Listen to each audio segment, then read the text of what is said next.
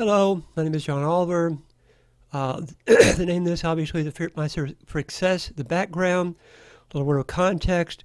In other words, I was, as you'll see here shortly, I was born in Houston, Texas, 1953. The 50s and 60s were a time of immense growth in that city. So oil and gas was on the rise. It's kind of like somebody decades later would be like people that happened to have been born in Silicon Valley during the 80s and 90s when it grew really fast, even till now very fast. Or were born in Detroit during the boom times or the bust times, or were born and grew up in London during the time of the bombings or thereafter, or Japan during the aftermath of the war, or the town where you grew up. I'm fascinated with biographies. I don't read them necessarily more these days. I watch a lot of videos online and DVDs, and to see how Churchill or Roosevelt or the Caesars or pharaohs were shaped by their childhood, by their upbringing. Christians, non-Christians, scientists, artists, musicians were shaped. That's just how that is. So fear of success is obviously a very big issue in my life, and there's something that happened when I was in my formative years, and I want to go over briefly that here. So I was born into an upperly mobile family. One example of that clearly is we were born in a small duplex when I was born, again, 1953, April 23rd. It's a nice small, small. One car. Dad went to mechanical engineer. He went to night school, got an MBA, got on the management track. And again, because the city was growing fast and the industry was growing fast and the company was growing fast, he got advanced fast. And so we went to a small place to a medium-sized place, which would be kind of nice. But then during those years, peculiarly, we moved to a large house, really large. People came visit our house. They said they're going to get lost. I don't know how many square feet it was, but it was really big. And it was an acre property, swimming pool, lovely trees. Neighbors had like Cadillacs and country club memberships and, fancy kind of stuff. There was richer and poor neighborhoods, obviously, in Houston, but it shaped me, okay? So, like I said, Houston was growing really fast then. Texans had an orientation to bigness. Texas and big were synonyms. So, and so if you're a Texan, you thought big. And Houston was the biggest town in the biggest state. Therefore, big was like, yeah. And you could do anything if you thought big and worked hard. That was the ethos, okay, that I grew up in. I was the firstborn to my parents and to both my grandparents. And both my grandparents and both my parents were only children. Therefore, there was no aunts or uncles. So I had expectations put upon me by 6 people. Now, I'm not saying it was bad or wrong. It's pretty normal in most families to expect the child to do great, especially the firstborn, etc. Firstborn male. I felt huge expectations to super succeed. That was my feeling. Oriented to succeed. And again, as firstborn has an orientation to responsibility anyway, I'm excessively responsible. I feel responsible to disciple everybody on the internet and evangelize everybody on the planet. If you get really down to it, that is how big my heart and my mind are. And I'm really disappointed that everybody else is not, similarly with that orientation. And I'm working through it, but I'm just telling you, that's kind of how crazy it can get inside of me. And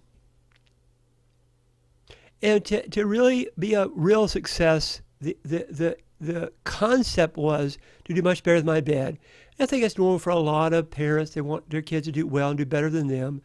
And basically the message was bring back any amazing trophy. Trophy being Heisman Trophy or the Pulitzer Prize or the Nobel Peace Prize or the, New York Times best-selling, just something really big. Be a superstar in any field. You pick a field, but really, really, really do good at it. An Oscar would be okay. Okay. Then, not have to be president of the United States. We weren't so much in politics, thankfully. But so, oh boy. attended church, attend, A-T-T-E-N-D-E-D, attended, that's how you do it. That's how you do it, edit on the fly. A pagan dream. So we went to church, Episcopal church. I was about 6, 7, 8 years old, but pretty regularly. Then we fell pretty quickly. By the time I was 13, parents were very permissive. I asked permission. I subscribed to Playboy and Penthouse. Hugh Hefner was my first role model, and it really shaped my views of success. Because once a year they would have a big spread of big parties that he had at the Playboy Mansion, and see these buxom blonde women. I mean, he really likes blondes. He really likes buxom. Most women are not blonde. Most women are not buxom. But that was his thing. So, yeah, around the swimming pool. So he was my hero. I wanted to become like Hugh Hefner. So therefore, what was necessary was make a whole lot of money really fast, retire early, and party hardy till I died. Again, I graduated high school in 71. The Beatles were out then. Jefferson Airplane was just kind of coming along. 30 years old was old. Your 20s was the time to really get it. So I had to hurry up and get wealthy, and then hurry up and party, and then die by, 40, But, it's been in my 30s just partying. That seems, I mean, you look at through different lenses. Through a pagan, that's just kind of like, well, yeah, duh. Through a Christian, it's kind of like, oh, but no Christian. Morals, what the heck? And again, if God does not exist, and my issue, that got back to my principal issue during high school and college, does God exist? Because if God does not exist, then after the grave, there's nothing. And so therefore, to maximize pleasure is a legitimate, logical, reasonable goal, aim. Have a lot of fun, have a lot of pleasure, get drunk between orgies, and at orgies, just have sex and alcohol and party hardy and die early. Or just die sometime early, but it's like just burn out. Be a jet set Playboy guy. That was a dream, okay? Now, again, I had my golden years are really my sophomore year of high school to sophomore year of college. I was a member of the Sea Explorers, which was part of the Boy Scouts. We did a lot of sailing in Galveston Bay near Houston, but sort of here in Houston, but not. Anyway, we drove from Houston. It wasn't really close. It was a ways. Our scoutmaster was a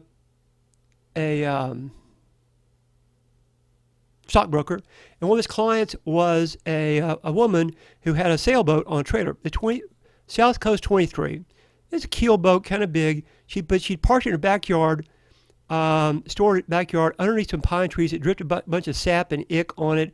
It was a mess. It needed to be cleaned up and scraped and new coat. About $400 to fix it up. We need $400 to go sailing, and it was donated probably in the fall, and so we were looking around town. How can we make $400? We could have had a pancake sale. We could have had a car wash. But we did that. I did that in the Boy Scouts. That's just too juvenile. So I said, do something different. So I drove into a parking lot. Me and my buddy rode the parking lot of a just went blank, Safeway, and saw Optimist Club setting up a Christmas tree. I said, if they can do that, we can do that. So I called around and found out some warehouse guy. He could supply me with, party hats. He could supply me with, cases and cases of grapefruits. He's just a wholesale guy.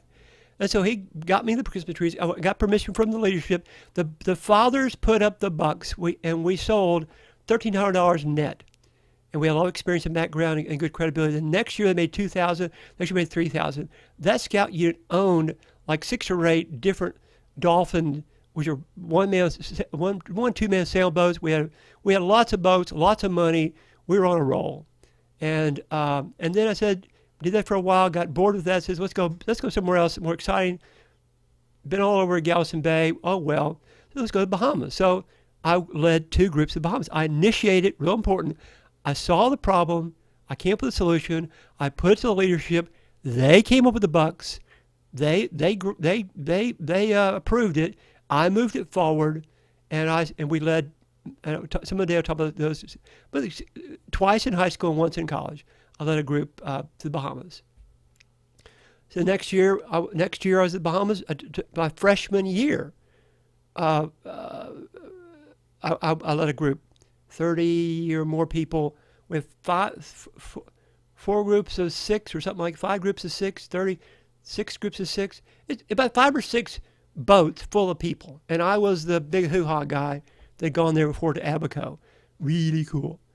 I was a member of social fraternity. When we were there, and I was a social chairman, and beer busts and parties and dances and live bands and stuff like that.